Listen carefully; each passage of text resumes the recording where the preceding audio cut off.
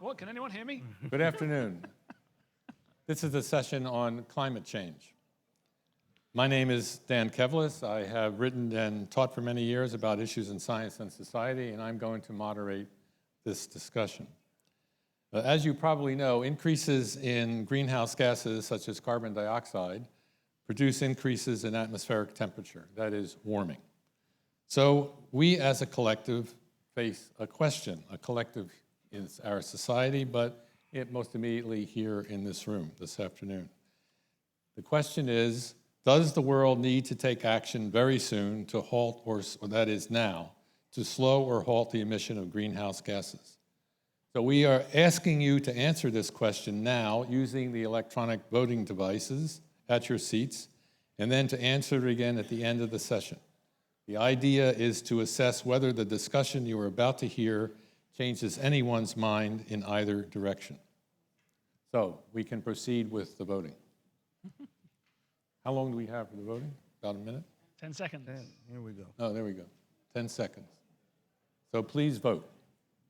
Again, the question, must the world take action starting now to slow or halt the emission into the atmosphere of greenhouse gases?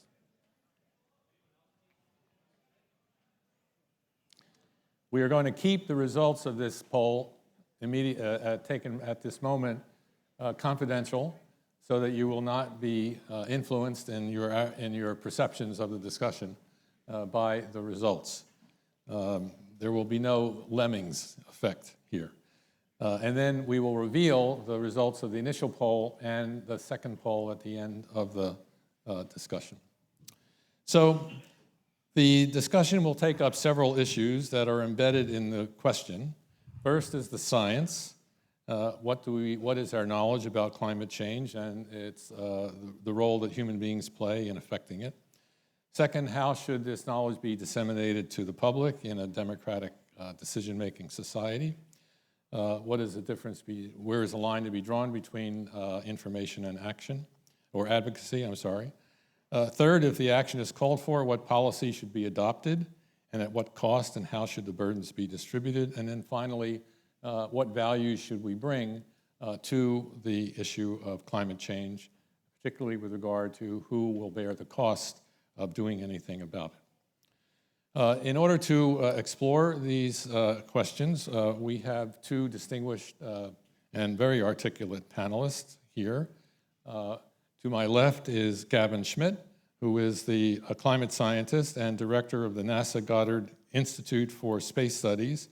He is also the author of a beautiful book called Climate Change, which unfortunately is not available outside, but which I'm sure you can find on Amazon and elsewhere. Picturing the Science is the subtitle. And then to his left is Steve Koonin, who is a distinguished physicist and a veteran of the administration of science, former provost of Caltech, a member of the Department of Energy recently. He has also experience in climate modeling. He helped the DoD and the Department of Defense in forming climate programs and has formulated the Department of Energy programs. Currently, he is the director for the Center for Urban Science and Programs at NYU. So I'm going to begin the discussion by asking Gavin, who will speak for about up to 10 minutes, making the point that, reminding everybody that the climate is a very complicated system. And so how do we go about learning about it, and how do we determine what role human beings have been playing in changing it? Okay. Well, thank you very much. Can you cue up the presentation? Okay. So what you can see behind me is a simulation. It's not observations. It's the output of computer models. What you're looking at are all the different kinds of particles that you can see in the air. So dust. The orange stuff coming off the Sahara is dust. The blue stuff in the North Atlantic is sea salt. You know, that kind of salty taste that you taste in the air on the seashore. Those are small particles. That's what you're seeing there. You're seeing white, wispy things coming off of China, that's sulfate pollution. Sulfur dioxide becomes sulfate particles. That's white and reflects the light, part of the air pollution. You can see each of those red dots are places where there's a fire going on that produces some of that green stuff that you're seeing, and that green stuff is organic aerosols. This is black carbon, soot, but also a whole slew of complex organic molecules. And I show you this to demonstrate a couple of things. One, that the system that we're trying to understand is extremely dynamic and complex. There are multiple moving parts, but there are emergent properties of this system that can be understood. You can see the wave pattern around Antarctica there. You see that same thing in the clouds. You see that same thing in satellite pictures. These are simulations, but the patterns that you're seeing, those emergent properties that you're seeing, are also what we see in the observations. And just a volcano just went off just off of Madagascar there. This is just 1 year of simulation in a very high-end climate model, right? So we don't use quite as much information in most of the climate modeling you do because you want it to go for more than a year, and that takes extra computer time. But it is a complex system, it is a dynamic system, but it is an understandable system, at least at the large scale. I'll give you an idea about what we do for, if I click, there we go. Okay, so if you think about what's happened over the 20th century, there's been a lot of changes over the 20th century. There's been a lot of weather, and what you can see in the pictures behind me are two variations. One is a model simulation of what happened over the 20th century. The bottom is the observations of what happened in the 20th century. And you can see that weather. The weather is not coordinated, right? But you can see coming out of that noise those patterns of warming, that yellow, that red, that orange, that is the signature of global warming and anthropogenic climate change that we've seen over the 20th century. The amount of information that goes into those simulations is enormous. Each of the boxes in these models is, maybe 100 kilometers square. There's 40 levels in the atmosphere. There's another 30 levels in the ocean. There's hundreds of different variables that you have to move around. And we have been making these things more and more complex since we first started doing it, which was about 30 or 40 years ago. And when we started doing this, people said, "Oh, but this is so simple. You've made so many approximations. It can't possibly be true what you're saying about the increases in greenhouse gases causing a warming of the planet. You have to include the oceans. You have to include the forests. You have to include the aerosols. You have to include the stratosphere. All of these things, you have to include them because otherwise we won't be sure." 30 years later, 40 years later, we've included the oceans. We've included the land surface. We've included the biosphere. We've included the stratosphere. We've included the aerosols. We've included atmospheric chemistry. We're about to include ice sheets. We're about to include interactive carbon cycles.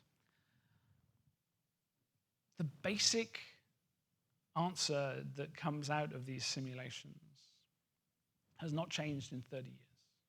The basic point that you get is that what we have done in increasing the amount of carbon dioxide predominantly, but also the amount of methane, nitrous oxides, the amount of deforestation that we've imposed on the planet, counteracted by things like atmospheric pollution of aerosols, added to by ground level ozone, which is also another pollutant.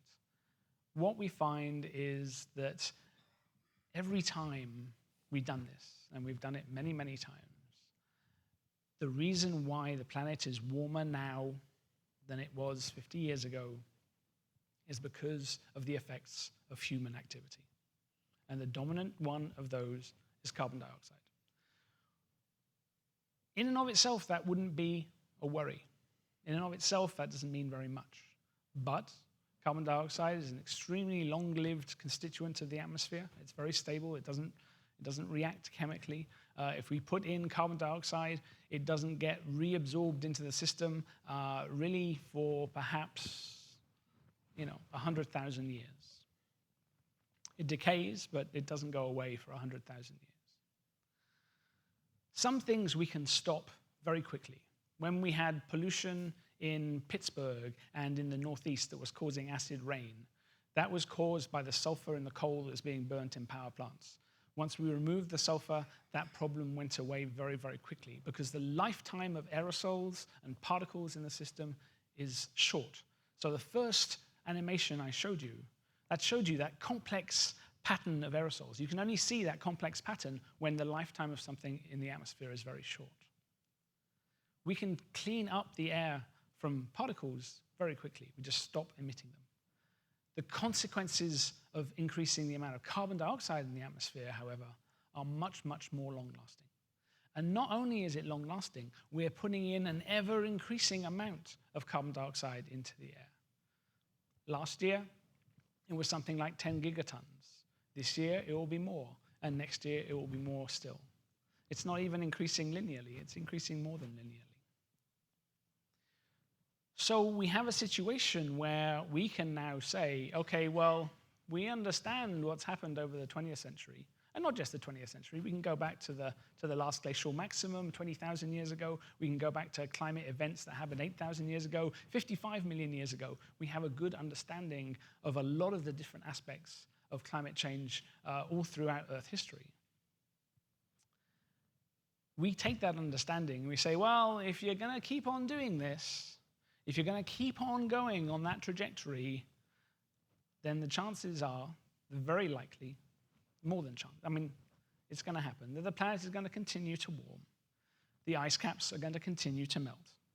The heat waves are going to continue to get worse. The number of days above 100 degrees in Texas will increase. The number of days above 90 degrees in New York City will increase.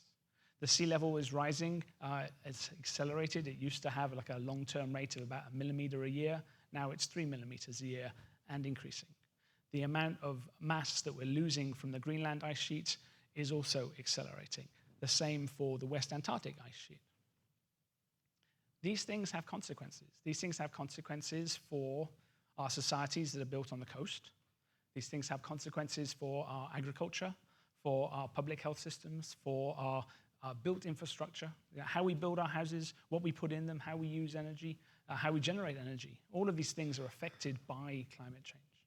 And they're going to continue to be affected by climate change. And so I find myself in a very odd position. I'm a scientist. I'm not a philosopher. I'm not a guardian of public morals. I don't think that I should be king. Or sometimes I think I should be king. But mostly I don't think that. Right? And we have a situation where not very many people know about all of the details here. And not only that, there are people going around who are making up stuff and who are pretending this isn't a problem. And so what do you do? What do you do as somebody who's learned about this and studied this and have been persuaded by the evidence and have created some of that evidence and pushed the envelope of our understanding forward? Gavin, you have a minute. I'm done. What do you do?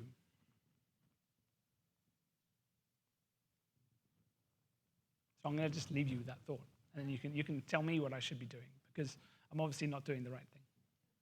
Steve. Okay. Put up my charts, please. I want to speak to the question pretty explicitly. So can we get the charts up, please? You won't take this off my time, will you, Dan? Can we get the slides up, please?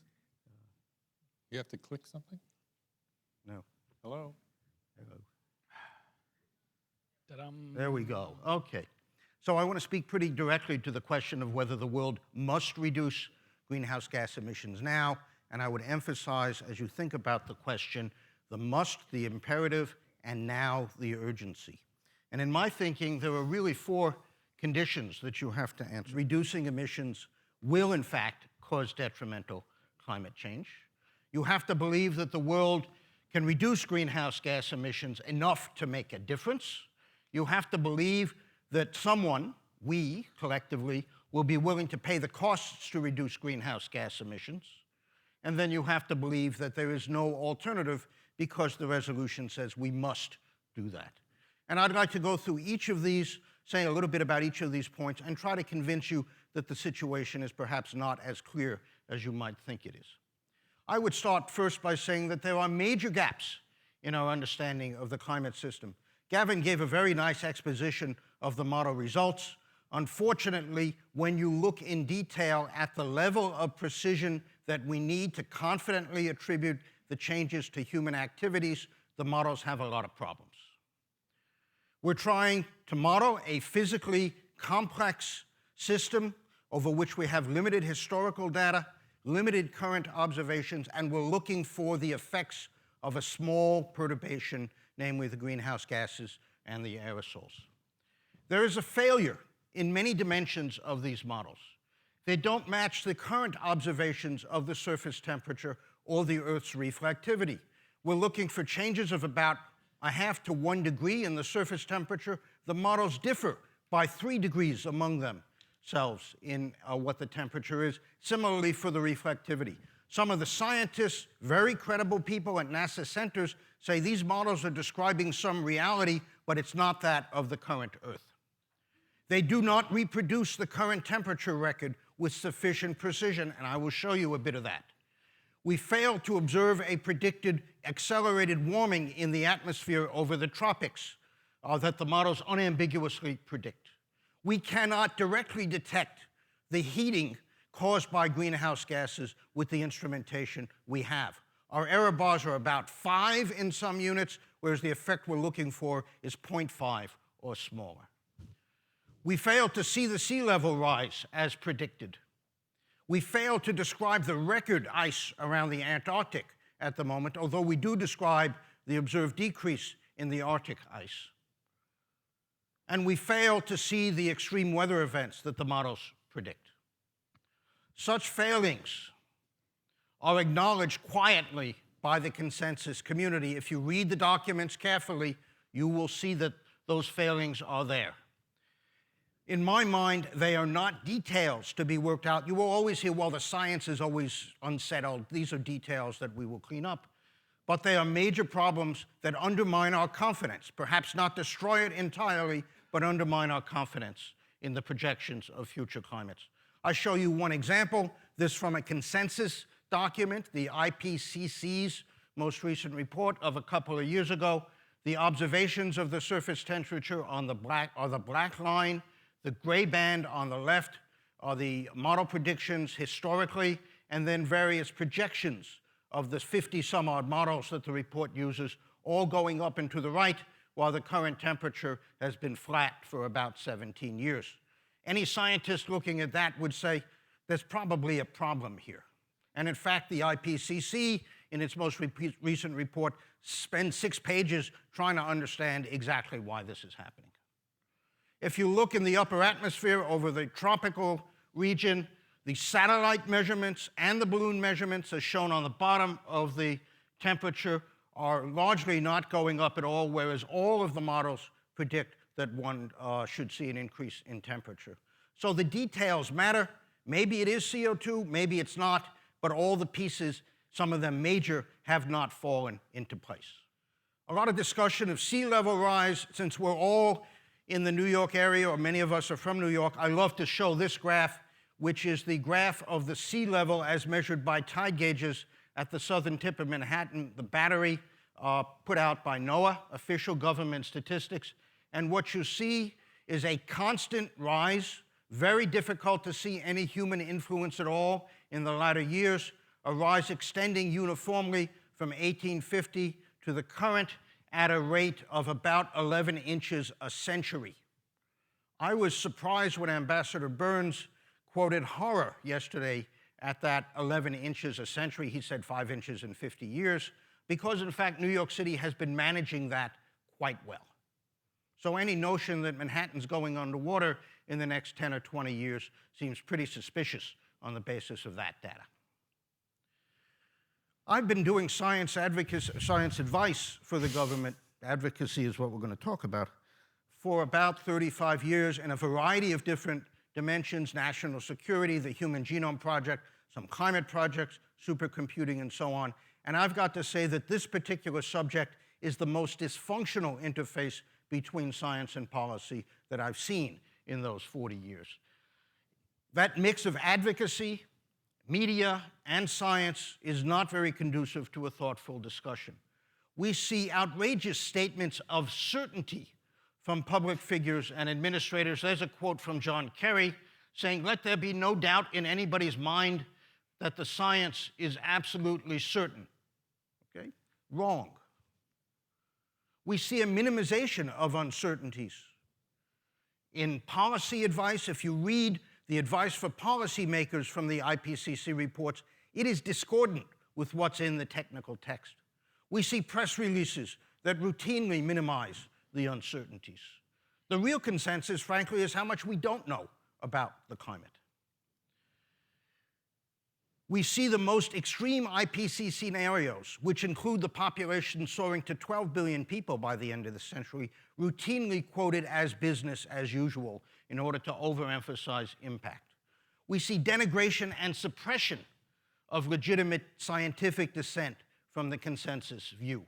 President Obama said, "We don't have time for a meeting of the Flat Earth Society."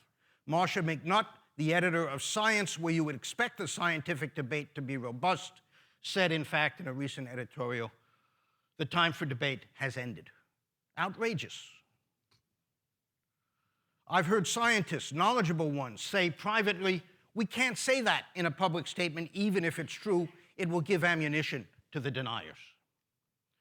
And then we see alarmist predictions routinely in the media that are forgotten, in fact, as time goes on and never come to pass. And I'll show you some of those toward the end. So my answer to that first question is perhaps. Maybe yes, maybe no. Second question, can we reduce greenhouse gases enough to make a difference? As Gavin said, CO2 lives in the atmosphere for many centuries, and that makes a real problem if you want to reduce its amount. Let me show you a little cartoon. If the emissions of CO2 go up like that, and it is in fact accelerating, and going up roughly at 1% to 2% a year, then the concentration, which is the thing that matters for the climate, how much is in the atmosphere, will also go up like that. And if we are able to reduce the emissions by a little amount, let's say according to that green curve, then in fact all you've done is to delay the crossing of any threshold value in the concentration. In fact, you look at the President's Clean Power Plan, which was released a couple of weeks ago, it will reduce global emissions, if carried through, by 2%. And that will buy us just about a year at the current rate of growth globally. This is a very difficult problem. If you want to reduce concentrations, you need to dramatically reduce emissions. By how much? Well, that's illustrated by this chart, which shows how much CO2 each country emits as a function of GDP over some 20-some-odd years. And what's interesting is that the current global average of CO2 emissions per capita is there at about 4 tons of CO2 per capita. If we want to stabilize the concentration, not reduce it, but just stabilize it, we need to get down globally to about 1 ton per capita, below the level that India is at currently. You have the further problem that, at least in the developed world, the energy infrastructure changes very slowly for very good and fundamental reasons. This shows how the US energy supply has changed over the last 150 years. It takes decades to change from coal to oil to gas and so on. So my answer is, can we reduce it enough to make a difference? Unlikely. So who's going to pay the costs? And let's personalize that. Rather than talking about countries, let's just talk about personally. If you subscribe to the resolution that we must do it now, then you've got to ditch the SUV for a bicycle. You're not allowed to take a taxi or Uber because they also emit. You've got to cancel all your future air travel, which is a big part of people's carbon footprint in the developed world. You've got to purchase only more carbon-free electricity, and you've got to downsize your only house. You don't get 2 houses or more. And you got to heat it only with wood. All right? That's what it means to say, we've got to do this now. My guess is most of you are probably not going to do any of these things, maybe one. You'll cite expense, inconvenience, comfort, and so on. You'll make trade-offs, right? And you're not allowed to buy carbon credits. That's copping out. And you're not allowed to say, well, I'll do this in a year. So if you can't do this because of trade-offs, would you deny anybody else the ability to make those trade-offs, particularly if you're an Indian who's got 3 hours of electricity, maybe, per day? And you can't deny nations the ability to make that trade-off. What would you say to the Prime Minister of India if you wanted him to reduce emissions? What would you have him do? Okay, I will leave you with that. I have my own plan, but I'll get to that in the question and answer period. Gavin, I'm going to give you a chance to respond, but I would ask you please to do it in the frame of advocacy versus information, rather than go point by point. No, I mean, there's a lot of stuff there. And I have to say I'm a little disappointed. You know, we could have a serious discussion about what we're going to do and what we're going to have, or we can put up straw men. We can, you know, quote idiot politicians who say idiot things. You know, do you want me to quote John Boehner saying that carbon dioxide is carcinogenic? How about if you quote Jim Hansen, who says that Keystone XL is game over for carbon? Let Gavin proceed, please. We can have a serious discussion, or we can play games, right? The serious discussion is that nobody is expecting anything to happen instantly. When people say we have to start reducing emissions now, it's because this is a long-term thing. The projections for when carbon dioxide will peak, we will not see the peak of carbon. Nobody in this room will see the peak carbon dioxide. Carbon dioxide is going to keep on increasing the entire time. The issue is not, do we shut down our entire carbon-based economy tomorrow, which obviously is not going to happen, but do we make decisions that are putting us on a path towards lower emissions later on, because every decision that we make for infrastructure, for power, has a lifetime of 20, 30, 40, 50 years, right? Those are the decisions that we have to be talking about. Talking about selling your cars and making you ride bicycles is just nonsense. It's political rhetoric that gets in the way of a serious discussion. Now, when it comes to scientists and advocacy, it's very clear that, you know, the science tells us what is, right? I can go out, we can measure things, we can measure the temperature, we can measure the temperature rising, we can properly explain the temperature rising. There isn't as much ambiguity about that as Steve says. But it doesn't tell us what we must do, right? I mean, on that, we're agreed, right? The science does not impel us to do anything. We could be totally conscious of all the things that are going on and just choose to go to hell in a handbasket. That could be our informed choice. But for you to have an informed choice, you need to be informed, right? You actually need to know what the science says. You need to know what the situation is. And every time somebody comes up and gives you a whole bunch of malarkey about trends and uncertainties, and we don't know anything, so we can't do anything, that's bullshit. I'm sorry. Like you know, you have to think about what the real science is. Go and read the IPCC report. It's dense. It's extremely tedious, but there's an enormous amount of great information there. Go and read my book, which also has a great amount of very interesting information, and it's slightly more palatable. You can educate yourself about these things. You don't need to rely on politicians. You don't need to rely on sound bites. You can educate yourself about all of these things independently, and you should absolutely do so. You're here, which means that you're interested in this problem. Most people aren't, right? That's the bigger problem. You probably are actually more educated about this than most other people in the world. That's a good thing. Let me just shift the discussion for a bit to you, Steve. You have called attention to the issue of cost and what do we tell the Prime Minister of India or the leaders of China, et cetera, about reducing the burning of fossil fuels and retarding economic development. Now, let's, for the sake of the argument, say that there is something going on in climate change, and that the world has a stake in trying to retard the emissions of carbon dioxide so as to retard the rise of temperatures. is it necessarily the case that you have to forestall economic development elsewhere in the world, or continued economic development in the state of Colorado, for example, rather than find some way of compensating people, right, by our paying for their sacrificing, so that we all, as a global society, can have a more habitable climate. Right. I mean, an economist might say, you have basically externalities going on. We want to retard climate change. We expect you to pay for it, who need the carbon dioxide, who need the fossil fuel power, generated power. So that's an externality if we just say, okay, you pay, we benefit.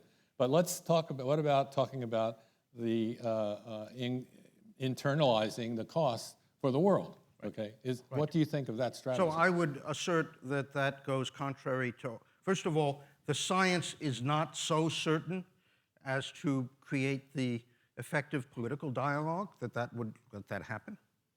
I would assert that the notion of shipping several tens or hundreds of billions of dollars off to China and India is a political non-starter in this country. Okay, so you're just saying... But hold on. There's a very There are things we can do, though, okay? There's a very... So, no, wait, you had a chance. Sure. Let me go. There are things we can do. We should work on RD&D for emissions-light technologies. I like small modular reactors. I think that that's very good. RD&D means... I'm sorry, research, development, and demonstration of small modular reactors. At the energy session this morning, you heard nuclear has to be, in fact, a piece of the solution. We can work on efficiencies, okay? Sure. But even if you put all those in, they're going to keep going up. Energy is the lifeblood of development. Right now, fossil fuels are the most convenient, least expensive, readily available source. And I would say to the Prime Minister of India, your best solution is to develop as quickly as you can to get your society to the point where you might be able to afford the carbon-free technology. That's what China has done. Okay. The deal that we signed with China lets China continue to emit for 15 years until they reach a point where they're emitting at the same rate as Europe is. Gavin, you want to comment on this issue? So I think you're absolutely right. The issue is that there are going to be costs because of the carbon that we're putting into the atmosphere. Those costs need to be embedded in our decision-making. Those costs could be absolutely enormous, right? We don't know how stable the Greenland ice sheet is. We don't know how stable the West Antarctic ice sheet is. The risks at the high end, not that that's a certainty, but the risks at the high end are significant and existential for many, many coastal cities and many, many environments. So the issue is not one where, oh, it's fine, let's pretend that it's not really a big problem so that we don't retard this. There is a cost, and by pretending that carbon dioxide isn't really a problem, or pretending that climate change isn't really happening, or it's only a tiny small thing, and I don't really want to listen to those scientists, what you're doing is you're shortchanging the future. And by not having that appropriate amount of economic thinking built into the decisions that we're making here and that they're making in India and in China, we are making the wrong decisions. Now, the decisions that are made in China are a little opaque, but there's a study that just came out this morning. Something like 4,000 people a day are dying in China because of air pollution problems. Now, I don't know if that's a legitimate number, but it comes from Richard Miller's group in Berkeley. That's an enormous number. Why is that happening? The government there understands that air pollution is killing their people. They even have rules that say that people should not be putting out this air pollution. But nothing happens because China is not a very well-run society.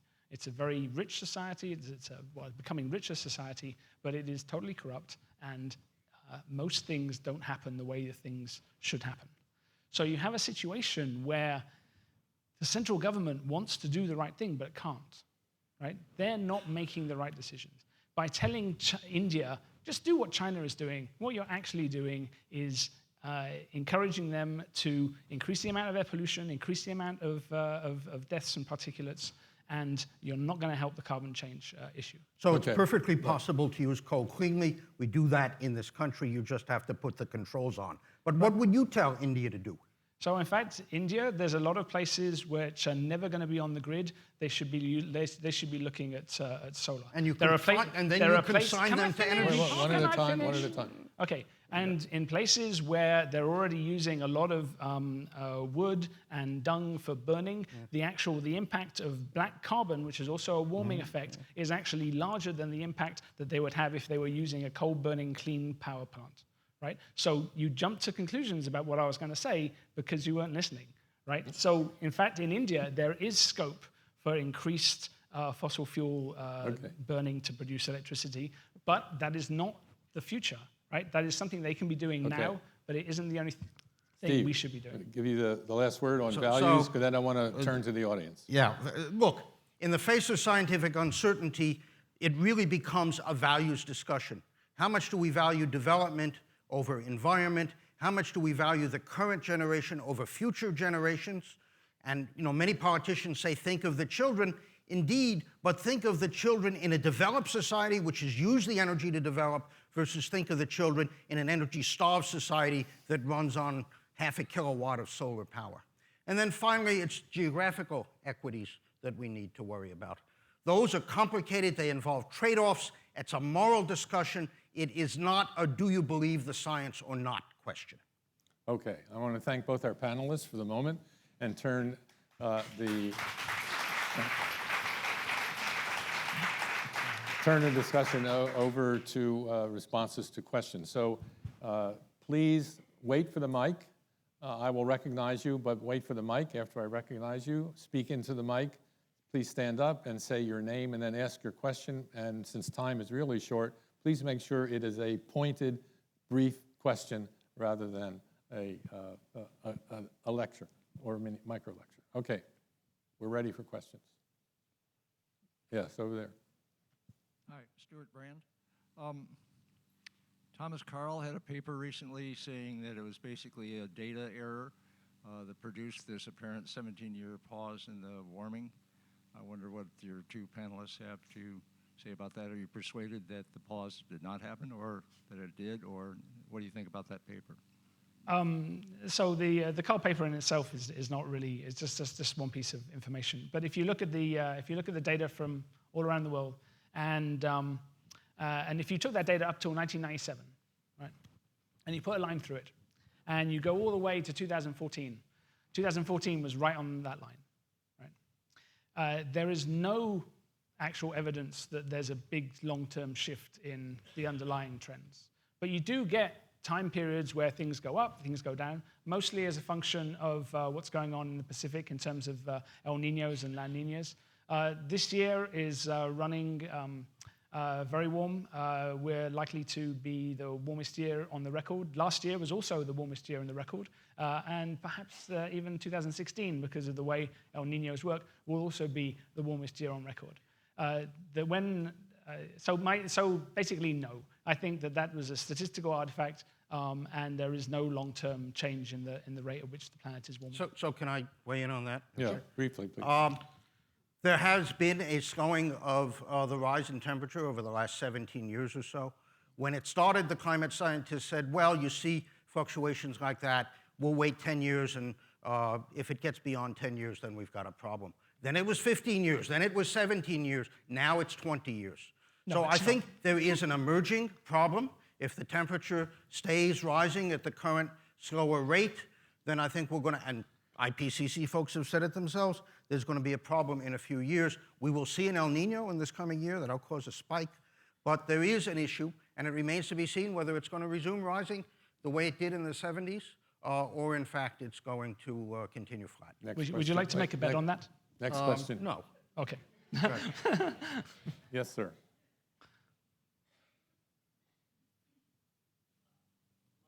Harold Rosen. I am a scientist, as Please you put are. the mic up, please. I'm also an engineer, as you are not. And I believe in solutions rather than just finding problems. And you're concerned about this small probability that we might get into trouble sometime in the future by becoming too warm. I believe that is a simple engineering solution to that supposed problem by controlling the temperature while we still continue to use as much fossil fuel as we want, as we should. And that solution is solar radiation management. And that is as simple, I mean that in the sense that it perhaps costs as much as 1/10 of 1%, as much as denying ourselves fossil fuels would be. Thank you. This is the so- geoengineering solution. Right, so does anybody know what solar radiation management means?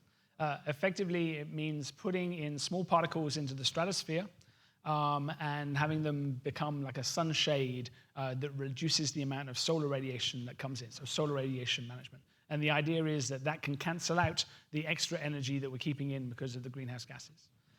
So the interesting thing is that that's happened episodically before, because every time there's a really big volcano, something very similar has happened. And so Mount Pinatubo in 1991 put enough sulfates into the stratosphere to cool the planet by about 0.5 degree for a year or so.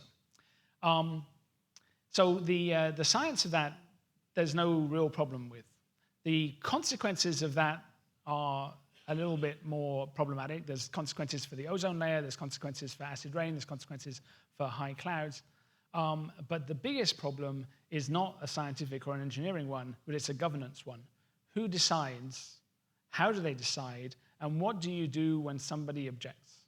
And it is inevitable that that will happen. So my feeling is that that will never happen, not because of the science, but because of the governance issues.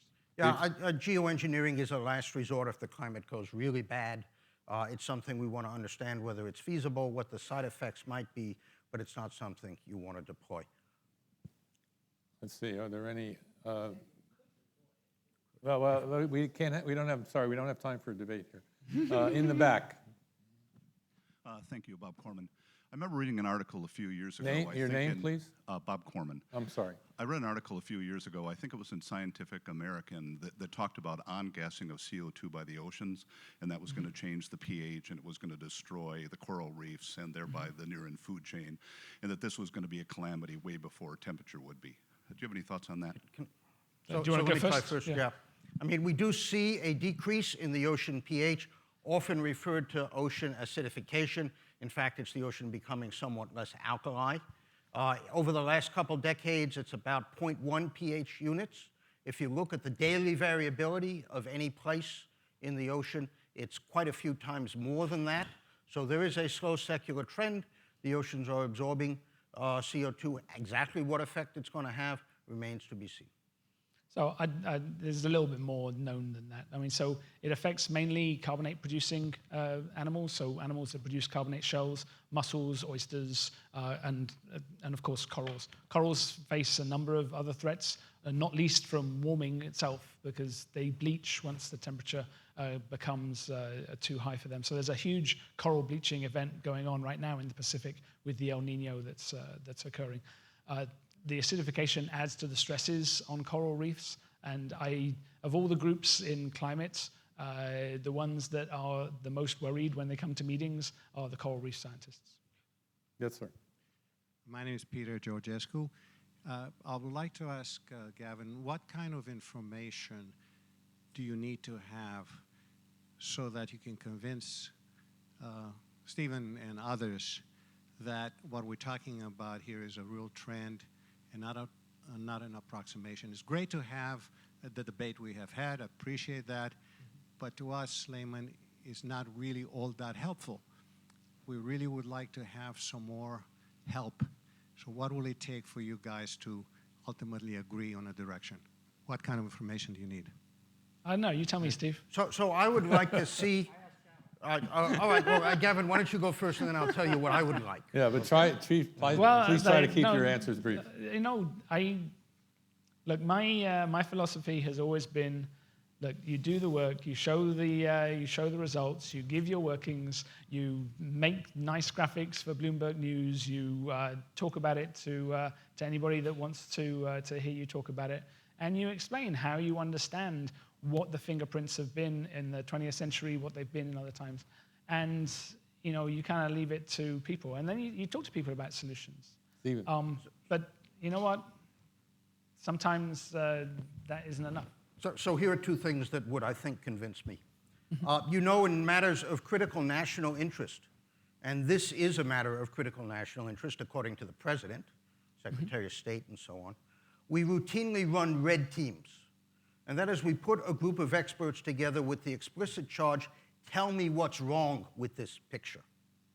So Gavin, if you and colleagues would publish a paper saying these are the 5 biggest things we don't understand, and here's why they don't matter, that would be a good step.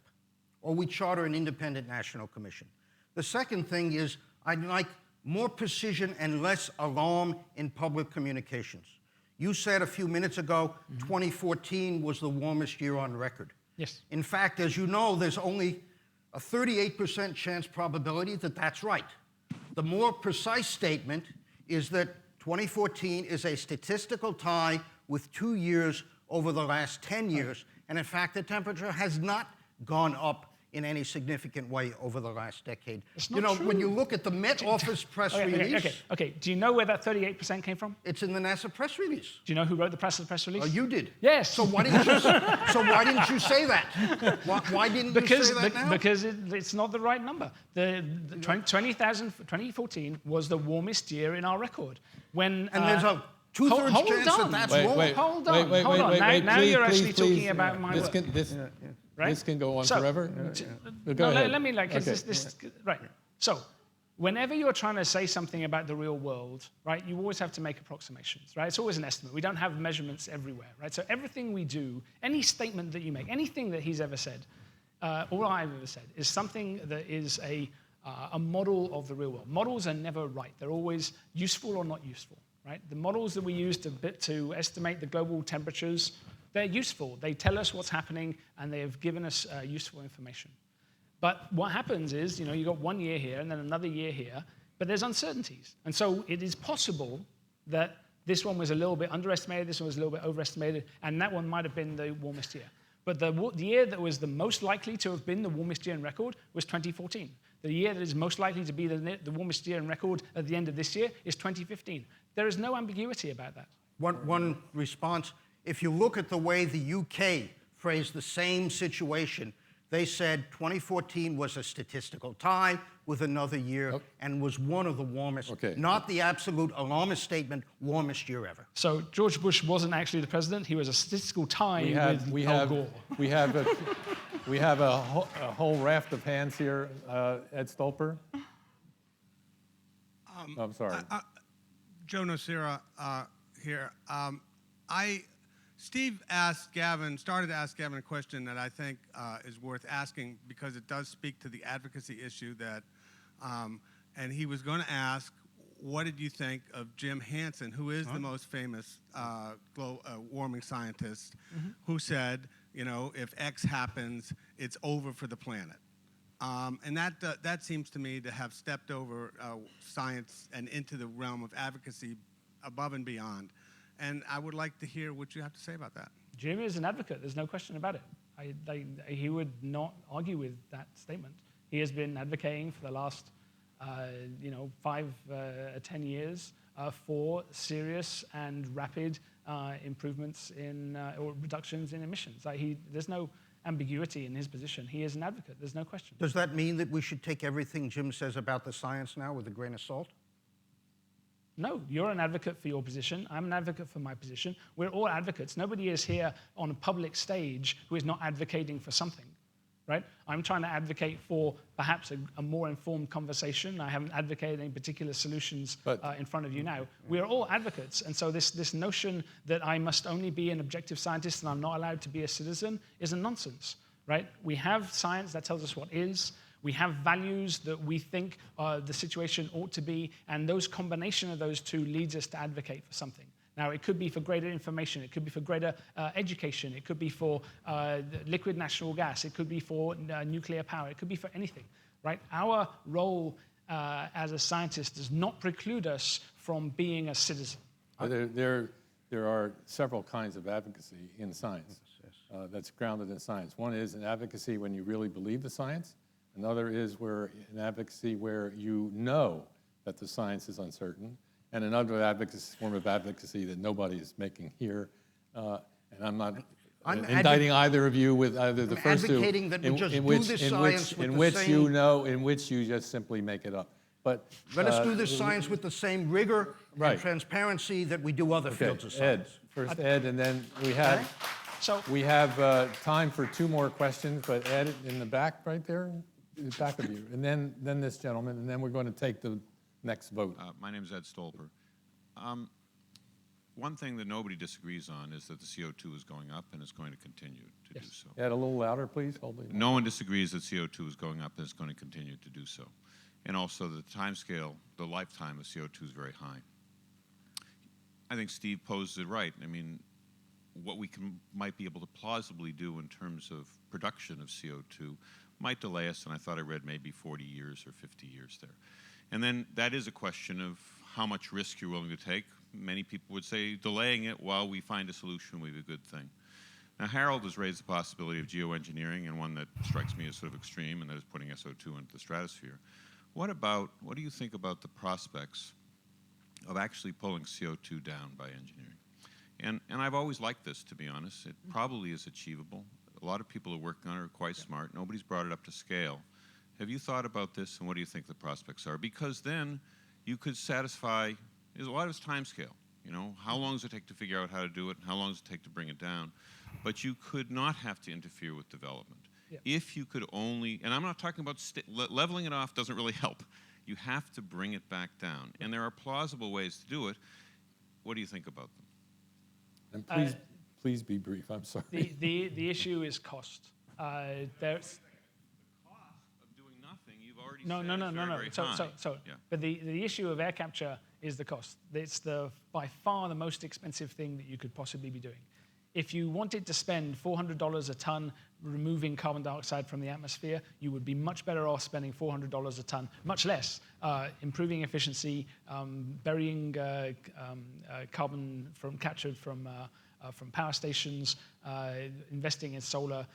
Anything that you do is cheaper in terms of reductions of carbon dioxide than air capture. So I'm talking about a possible solution to the problem, not a mediation of it, a solution. And I'm going to give you 50 years to do it or something. The point is, maybe in 50 years you'll figure out how to get rid of the carbon-based economy. That's another possibility. But you'd need to have a social cost of carbon of about $400 at minimum to even start doing air capture at scale. Yeah, and that isn't going to happen. I would have said 500, but I agree with you. But you've also got a material problem. We're putting in 35 billion tons of carbon dioxide a year. Half of it stay up there. So you got roughly 20 billion tons of stuff you got to deal with, suck out of the atmosphere and put it somewhere. That's an enormous scale problem. Yeah. Last question. Gentleman over here had his hand up. Then we will take the vote on the question. My name is Robert Stieg. Before we walk out of here totally depressed, can you talk about solutions? We heard 2 solutions mentioned, and we heard them reasons they wouldn't work. For the benefit of the non-engineers and the laypersons in the audience, what are the range of solutions that are conceivable that would help this problem? Cost-effective efficiency is the first thing. We leave a lot of energy on the table in this country, whether it's vehicles, heating in homes and businesses, electricity. So that we could probably cut energy use, or at least power use, 20 to 30% if we did that. Mm-hmm. The second thing is, at least in my experience, it's got to be nuclear. And I would advocate for the development, as we were doing in the Department of Energy, small modular reactors that have a great advantage over the big gigawatt-class reactors that we use currently. I think those are 2 things that you could do now if you want to start to attack this problem. Gavin? Solar is becoming more affordable, and they're in places where solar is good. We should be using solar.